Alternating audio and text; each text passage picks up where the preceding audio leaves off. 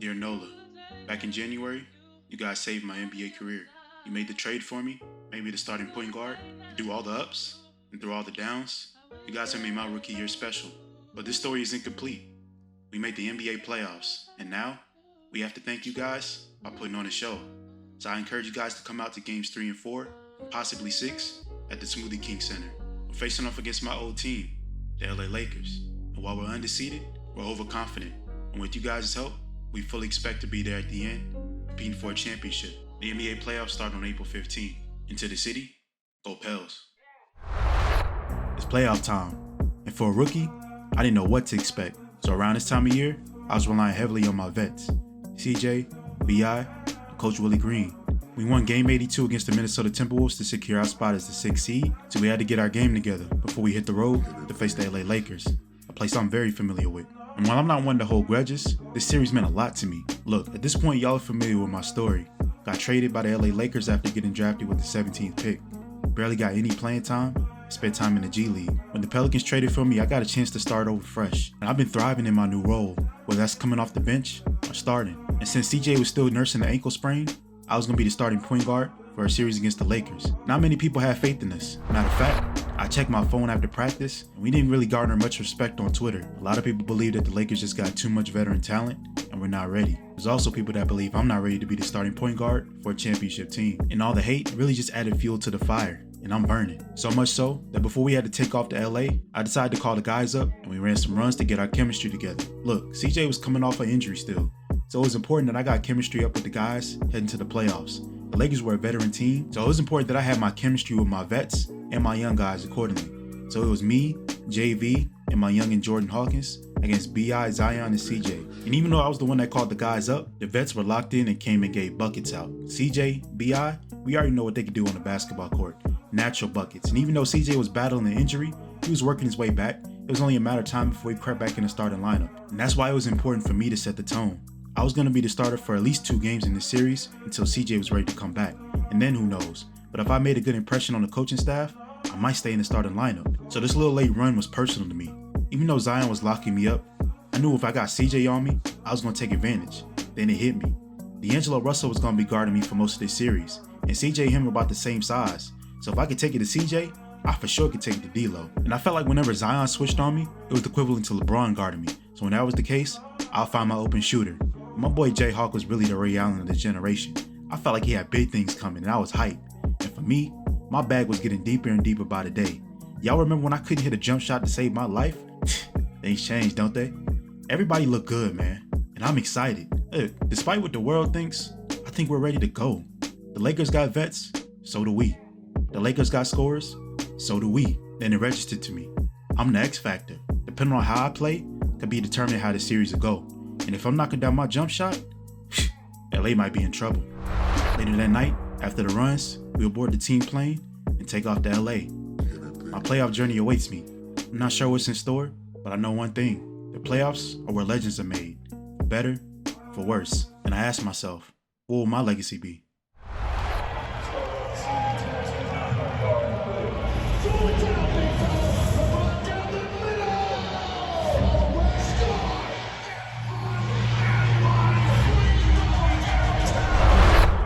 LA, the atmosphere is insane. I may have played here at the start of my career, but I never experienced LA during the playoffs, and it was electric. Seeing my old guys again brought nostalgia back from just the beginning of the season. But it's a different time of the year. It's the time of the year where we put your best foot forward. All that smiling, joking around, laughing, handshaking is over. It's time where savages come out to play, and I'm ready. At this point, if you're tuning into my story, I need you to buckle up, because the playoffs just getting started. My boy B.I. would get us kicked off with an easy bucket over LeBron. But right after, D'Lo wasted no time in attacking me straight to the basket. It seemed like he still took it personally that they drafted me, even though I wasn't there. And after I was bringing the ball up the court, I decided to take a look around, embrace the atmosphere. We're in Crypto Arena 2024, and it's lit, and I had to put on a show. So I got out of character and did something I never thought I would do. I hit a little step back, drained a 3 at the beginning of this game, and stared at D'Lo after like he did to me earlier in the season. And D'Lo felt that stare, tried to come right back with a 3 of his own. Airball. Somebody forgot to close the windows in the arena. And the fans, They was left scratching their heads wondering, what was that? Nobody knew. But it's the playoffs, so it's next play. And after that, me and D'Lo would go back and forth, basically all series. I attacked the basket strong with my left hand. I'm telling you guys, there's something about breathing the atmosphere in the playoffs that'll get you acting different. And with some good defensive stops, we set the tone. And due to CJ McCollum coming off the bench, my boy Jordan Hawkins was getting the start. He was giving out buckets. Who would have thought? The two rookies starting off the playoffs with a bang, putting the Pelicans up 13-2, forcing the Lakers call an early timeout. We tried not to get too high, and coach in the timeout was reminding us that moments change the game. And speaking of moments, this moment will change the game, possibly the series. Anthony Davis will baptize JV underneath the rim, meant to murder. And I felt like nothing was the same after this. Immediately after this, it sparked the Lakers' run, but we couldn't hit our shots despite numerous attempts. And the Lakers in turn got the crowd back involved, and I got my first full introduction into the Lake Show. Most will consider me a pretty solid defender, some would say even elite. But in the beginning of this game, I was getting abused off the screens. And that's from my boy J-Hawk. I'm sorry. He got switched on LeBron a couple times, got taken advantage of. And of course D-Lo was becoming a pest on defense when he plays me. And it didn't even matter, as I started to miss wide open shots myself. And despite getting offensive rebounds, everybody was struggling, even JV. Coach would sit us down, and while we were on the bench, we had to watch our lead vanish, and the Lakers take over. I had to put my face in my hands. I couldn't believe what I was seeing. LeBron was dunking all over my guys, and there's just literally nothing I could do about it. He's just that guy, 39 years old, getting up there like a young athlete. By the time we got back in the game, momentum had already swung. I was turning the ball over, LeBron was getting out in transition, and AD, man, he was unstoppable. Before you know it, the Lakers got a 10-point lead with about 5 minutes left to go in the second quarter. And coach pulled me back out the game. My turnovers, I had to work on them. He was afraid I was letting the moment get to me as a young guard. And it was expected, but for me, I was disappointed. I hated watching my teammates get abused. And Anthony Davis, he was a man amongst boys this game. We had JV, but he stayed in foul trouble as well. And Larry Nance, it was a lost cause. I mean, you could have had me down there and I would have did a better job than him. And our offense was struggling. Sahara Desert dry. The Lakers took full advantage. By the Lakers, I mean AD. I ain't checked the stat sheet, but I'm pretty sure he had over 25 points by halftime. And going into the second half, we needed a miracle. We were only down 12, but it felt like 30. The Lakers just blitzed us. Coming out of halftime, I remember CJ talking to the trainer, letting him know that he was feeling a lot better, and they felt like he could be starting real soon. So I felt like my time was marked. Either me or Jay Hawkins was going back to the bench. So I had to make my presence felt on the court. So coach reminded us of KISS. K-I-S-S. Keep it simple, stupid. Starting the second half, I kept it simple. I just ran the pick and roll, found my big fella. Listen, we weren't a team that was going to unleash a barrage of threes, and I had to remind myself of that. Attack the basket. Get back to the basics. And when you really honor the fundamentals of the game, open looks will come. And then reality hit. If we really wanted a chance to come back and win this game, we were going to have to do double the Lakers' work. They got LeBron James and AD who just naturally are gifted. Not saying we don't got naturally gifted guys ourselves, but we're going to have to hit more shots than we did in the first half and complete better defensive execution. And so far in the third quarter, we were off to a good start. Getting out in transition, finding easy guys for layups, and feeding our big fella, Big Z. The Lakers had Jared Vanderbilt guarding Zion for most of the game. And while Jared Vanderbilt was doing a great job, we were going to need Zion if we wanted any chance of winning this series. So we had to work out the kinks at some point. But in this game, we were down 5 with about 10 minutes left in the fourth quarter. And as LeBron so often does, he gets his teammates involved late in the game to get their confidence up. Austin Reeves will hit a 3 to put the Lakers up 8. And with AD getting on the block, kiss it goodbye. We were missing our shots bad in the fourth quarter. By us, I mean the vets. And on transition, D'Angelo was even dunking. It just got dark. If you tuned into this game at any point after the first quarter, you would have never known we had a lead, including us. We forgot how to play. We forgot how to make shots. And on defense, after a certain while, the Lakers were just in such a groove that it didn't matter how we were playing it. Lobs were getting thrown, dunks were getting put in the basket, and celebrations were being had. The Lakers had a monster fourth quarter, and Anthony Davis was the monster. This man had 41, 14, and 4 blocks. And I love JV, my free throw buddy. But after that dunk in the first quarter, I ain't seen him all game. In my NBA playoff debut, I went in with 8 points, career high 13 assists, and also 7 turnovers. And those 7 turnovers were glaring. I'm not saying that's how we lost the game, but it certainly didn't help. And if we wanted to have any real chance, I gotta protect the ball. Going into game 2, the vets reminded me to wipe that all away.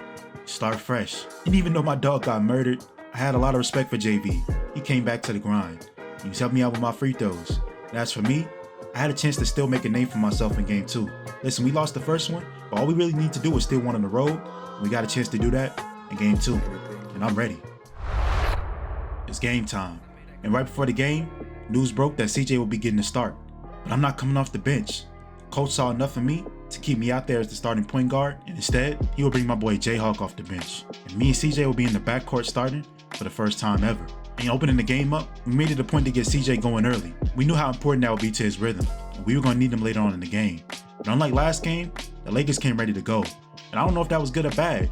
We blew a 13-2 lead early on in last game, but this time, both teams were neck and neck. For every action, there was a reaction.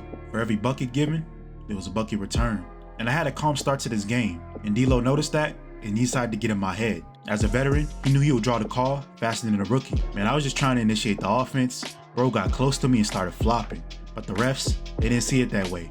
They called me for a charge. I remember seeing D'Lo snicker, and I said, bet, expect the unexpected. This play might surprise you. I got 80 on a switch, and I took it right over LeBron and AD, and I got a top 75 poster. Put both of them boys in a pack. I got my nuts right on top of LeBron's ball spot, and he couldn't believe it. Neither could I. Neither could this LA crowd. I shocked everybody. It got quiet as a church mouse in that arena. Even my teammates were shocked. But as I would learn, the NBA playoffs don't stop for anybody. And disrespecting a legend like Bron, I already knew in the back of my head, he was going to try to take my head off at some point. But going into a timeout, everybody was hyped. And so was I. I get his team a momentum spark that we needed. We were only down 1-0. I don't know why I felt like we were already down 3-0. But at the end of the day, we win this game and this series is tied. But the Lakers had other plans. In the second half, LeBron and AD got cooking. And as for CJ, my boy was struggling. He was still coming off that injury and it was getting to him. Even D'Lo was cooking him on defense. We tried our hardest to get him a rhythm, but my boy was just off beat, off touch, and the Lakers took full advantage. I told y'all LeBron was mad, and every chance he got, he took his frustrations out on the rim. In the crowd, they already forgot about that poster. On cue, just like last game, the Lakers rattled off an insane second quarter and took a double-digit lead in the halftime. But despite CJ's struggles, the offense will figure it out thanks to me at the helm. And in the third quarter, we kept it a 2-point game, head to the fourth. Despite all the ups and downs, we really had a chance to take this game and even this series up, heading back to Smoothie King Center. With our backs against the wall, down 1-0, this is when you find out who's really about it. And Lakers, the same. When you up 1-0 with a chance to go up 2-0, everything matters as well. So this game was back and forth in the fourth quarter. Both teams not wanting to give up an inch. And in the playoffs, it doesn't matter if you're a superstar or not. When the ball finds you, you gotta make a play. And that's exactly what Austin Reeves did right here. He would outmuscle my boy Jordan for the offensive rebound and get the and-1. And unfortunately for J-Hawk, coach wasn't feeling his effort. He would get subbed out. And it hurt. My boy was a rookie just like me. So the rookie mistakes he made, I felt like I could make too. But at the same time, we had a game to win. And coach felt like it didn't matter who was on the court. You had to step up. And that's exactly what Herb Jones did. He wasn't a knockdown shooter, but he knocked it down when we needed to. Despite getting subbed out, Jordan's spirits were high on the bench, and we needed that. They got me motivated, and I made a crazy block on D'Lo in the corner when he tried to go for a 3. And man, at this point in the game, we got a lead. I made a crazy defensive stop, but we got the momentum going right now. And the crowd is silent. But of course, coach was sub in CJ McCollum. And I felt like, man, CJ is my guy. Listen, he's the vet on this team. Whenever he's in the game, the offense just shifts to him. And he would score. I'm not saying he was bad at all. And surprisingly, in this fourth quarter, he would get an assist to Zion on the break, and he would keep our lead extended. But I would just lose my touch with the game throughout periods of time. I have to search for my shot for real. I'm used to having the ball and being able to get everybody involved. And when he's in the game, I gotta assert myself on defense to make my presence felt. An important moment in the game came up right here. We're up 2, and I get a reach-in steal off LeBron James, and I'm out in transition, and I see B.I. to my left. I dime him up, and he smokes a layup. I don't know if he got fouled, but regardless, that changed the momentum of this game. And what did I say in game 1? Moments can make or break playoffs. Right here, Austin Reeves will tie up the game after that mishap. With about 4.5 minutes left, the crowd was back involved. Despite momentum starting to shift, I'll keep us in the game by diming up Zion for the layup, and we'll take a 2-point lead and the Lakers will call a timeout. And I was telling Z, yo, we can do this every time down the court and close this game. When it came to timeouts, coach didn't even look my way. I really felt like a rookie in those moments. Towards the end of the game, LeBron would hit a monster 3 to tie it up at 109 with about 2 minutes left. and our go-to guy was CJ, and he actually came through for a bucket right here to give us a 2-point lead. But unfortunately at this point, nobody was really stopping LeBron at the end of the game. And then CJ followed it up with a bad jump ball dribbling into traffic, and the Lakers will win his jump ball, get momentum back. With about a minute and a half left, they'll have a chance to take the lead. And who will they go to? Surprise, surprise. LeBron will pull off one of the craziest plays I've ever seen. He will miss the mid-range shot and fly in for his own putback dunk after AD tipped it. Then he flicked us off his shoulder. Embarrassing. I ain't never seen my boy Zion go out like that on the boards. Despite all that, it was only a 2-point game. We had a chance to tie it up. CJ would bring the ball down the court and force a terrible shot. And after that, it felt like it was curtains. After the terrible miss, LeBron would push up the court to AD, and D'Angelo would force a bad shot on me. I don't know why he pulled it, but it doesn't matter. When you got a vacuum cleaner down low in Anthony Davis, there's no such thing as a terrible shot. He would put it back up, JV would continue getting bodied, and our coach was pissed. We were down 4, and I just was not involved in the offense at all.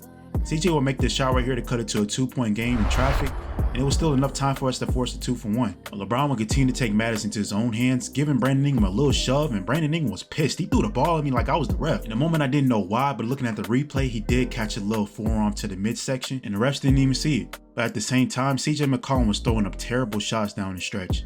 With Anthony Davis blocking it with his armpit, and LeBron James hitting these free throws, our night was done. And just like that, we're down 0-2 heading back to the crib. Sad, disappointed. Those are words I would say to describe my mood. Man, I really had a good game this game. So did my guys. We just didn't execute down the stretch. And we weren't one to point fingers. We all had to be better.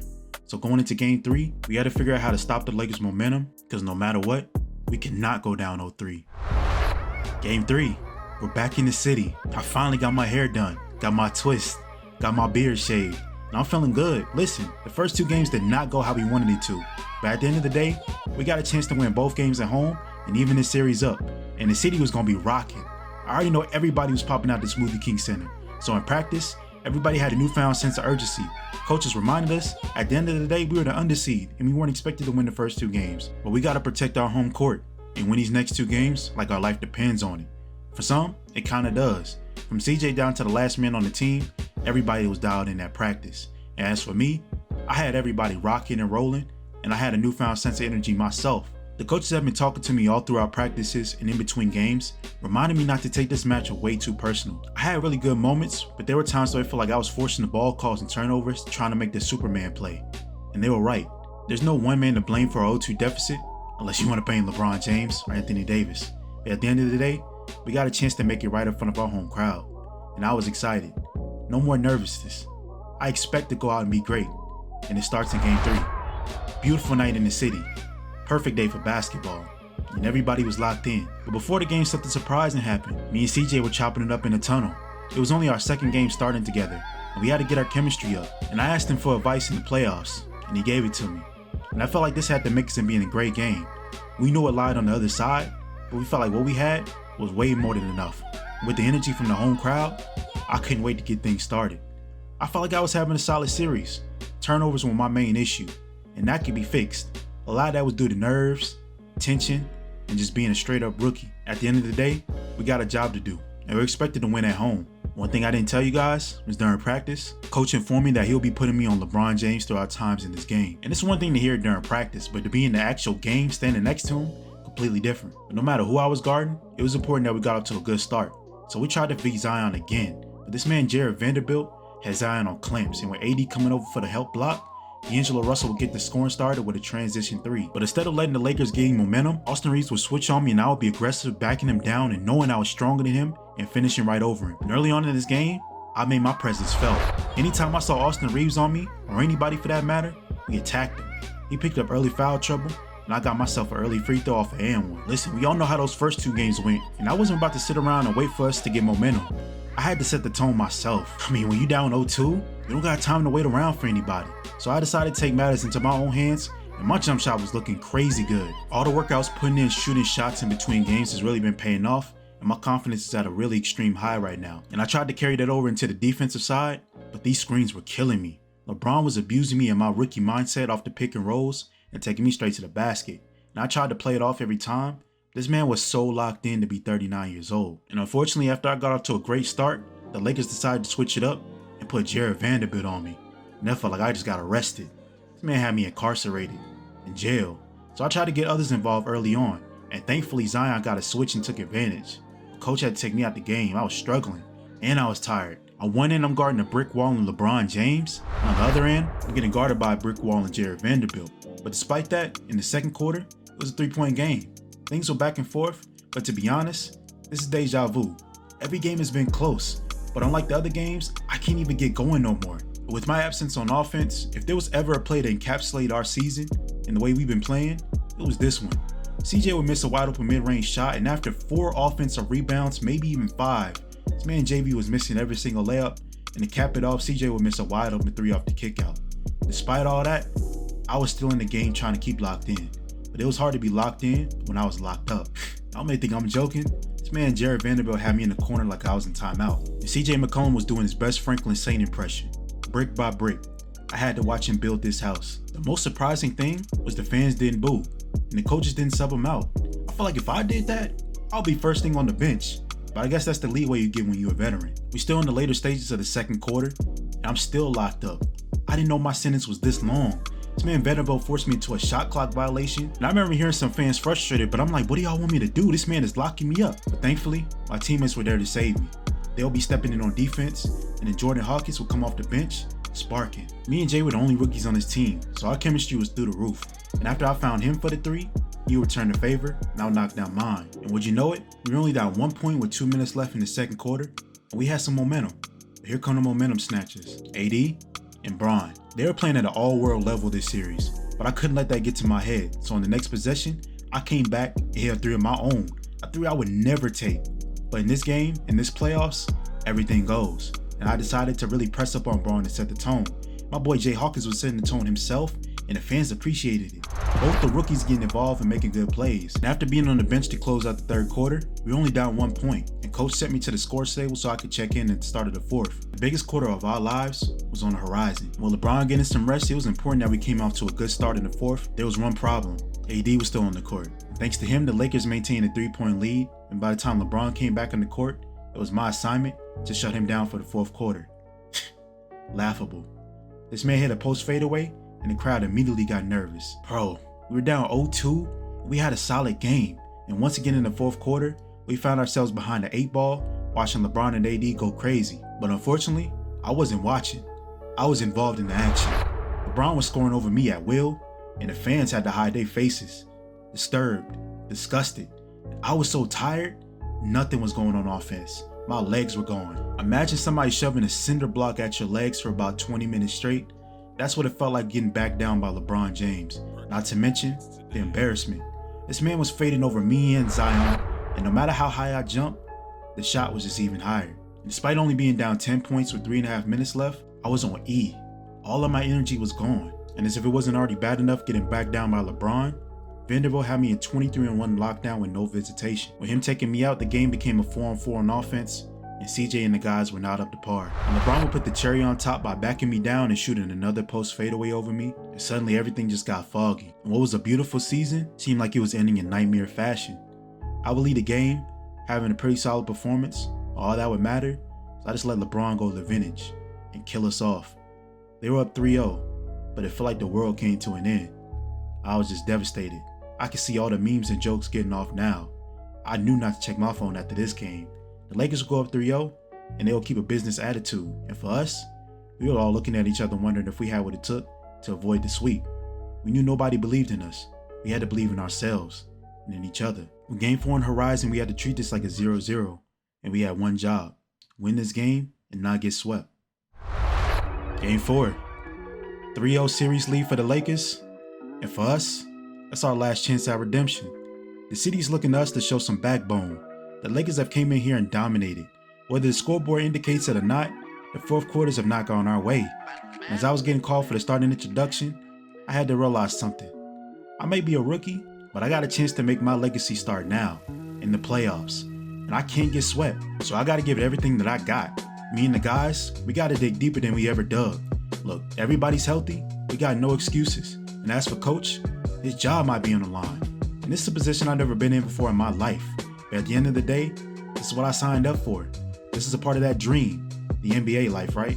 So in the beginning of this game, I had D'Lo on me, and I took full advantage. That's what I always do. I'm a tone setter, but it's the end of the game that we gotta worry about. But of course we had to do the work to get there. So when this game was a little bit different, we would take a massive lead in the first half, not really showing any signs of letting up. I would get my jump shot going early, and I was looking smooth. I felt good. I was playing good. In the first quarter, we scored a high of 44 points. When I went to the bench with the rest of the starters, we were watching that lead slowly fade away. By the end of the third quarter, we had a 10-point lead. Most teams will feel comfortable, but if you're us and the team we're going against, no lead is safe, and that proved to be right.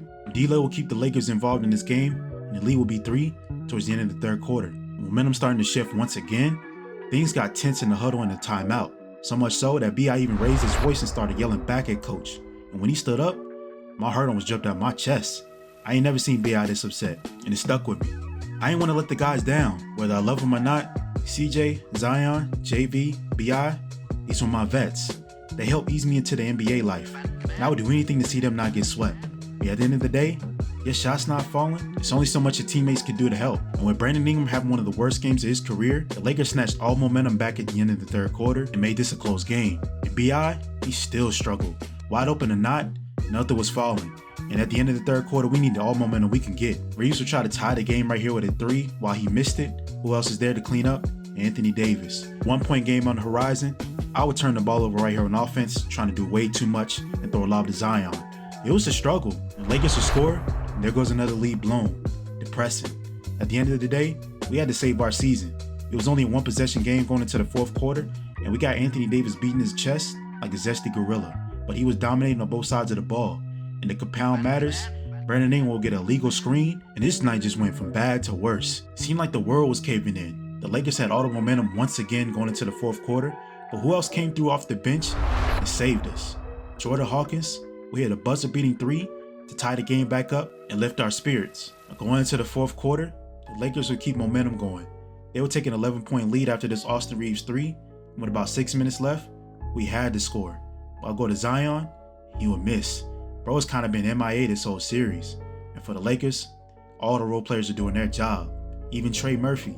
So I had decided to take matters into my own hands once again, this time in the fourth quarter. Look, time waits for no man. I had to make things happen myself. My teammates were like zombies at one point, so I had to wake them up. With my confidence peaking, I was taking shots I only pulled in those runs, and I wasn't afraid of Coach taking me out because we were on the verge of getting taken out of the playoffs. I decided to put the team on my back for a little stretch, and with LeBron out the game getting ready to check in, it was 9 points that we had to make up. And so thanks to D'Angelo Russell, he'll force a bad shot right here and give us a chance off the rebound to push the break. Despite having one of the worst games of his career, B.I. would come through in the clutch and cut this lead down to 7. And on the next possession, I forced a turnover off of D'Lo's leg, and you could feel the momentum shift in the arena. With LeBron James back in the game, we had to figure out a way to score and keep the Lakers from scoring. And against all odds, we went down to our big fella JV, and he would get a crucial and 1 against Anthony Davis, but a chance to cut this lead down to 4, which he did at the free throw line. And momentum is a scary thing. It felt like for the first time all series, things were going our way. On a back pick, Jared Vanderbilt would commit an illegal screen. The ref saw it the whole entire time, and saw a ball again in a 4-point game with 2 minutes left. And we decided to go right back to the big fella, JV. And much to our surprise, he was killing it. He scored right over Anthony Davis once again, and now the crowd was hyped. Everybody was on their feet, and the Lakers fans were nervous for the first time all series. LeBron decided he wanted to take matters into his own hands, and he failed. Our defense held up, and I gave the ball right back to JV and said, yo, big fella, go tie the game up. This man had Braun in the post, hit him with a little hip, and he scored. Tied the game. He was having a special night, but the game was only tied. With a little over 30 seconds left, it was crucial that we got to stop. LeBron surprised everybody and pulled for a 3. After the miss, we got the ball, and we had a chance to really win this game. Out of nowhere, CJ demands for the ball. He's calling for it. He wants to be the hero. He wants to have the last shot. Coach decides not to call a timeout, and I'm stuck in the corner wondering what's the play. CJ calls for the screen. He fakes left, goes right, and when you think he's about to pull, he passes it out to me in the corner, and I wasn't ready. The ball goes right off my fingertips into the hands of LeBron James, and I'm stunned. I couldn't believe it, but in the moment, I got frozen like a statue, and I watched LeBron drive right to the basket, finish with a monstrous dunk to give the Lakers a 2-point lead with about 3 seconds left. The whole arena was shocked, disappointed, hurt. And those same adjectives could describe me in that moment. I couldn't believe what just happened. I wanted to be mad at CJ for putting me in that position, but I was also mad at myself for not being ready to catch it. In the moment, I was so embarrassed. I felt like the world was looking at me, pointing at me, laughing at me, mad at me. Coach didn't even look my way in the huddle. He drew the play up for CJ and BI and would sub me out for Jordan Hawkins just in case. So I spent the last moments of the game watching from the bench in hopes that we hit a shot. But CJ and BI couldn't get open, so the ball was in Jordan Hawkins' hand, my other rookie. With the game on the line, he would miss the shot, and there goes our season. Over. Sweet. This is the part of the NBA playoffs that nobody really tells you how to prepare for. I think I was built to deal with the heartbreak. The worst part was feeling like I contributed heavily towards it. Despite my solid game, that last turnover is gonna haunt me forever. I couldn't wait to move past it. And for Nola, I tried my best, and I fell short. As I was leaving the game, much to my surprise, a lot of the fans would stop me and still ask for pictures and autographs, saying I was the future of this team, and that lifted my spirits up. I felt terrible after the game, but I woke up the next day, and I was immediately grateful. I was in a city and on a team that embraced me. Going into my first offseason, I felt a sigh of relief. I didn't have to worry about my place on the team. My main goal was to improve my game. I felt like I had a chance next year to be a star. This isn't the end of my story, it's just the beginning.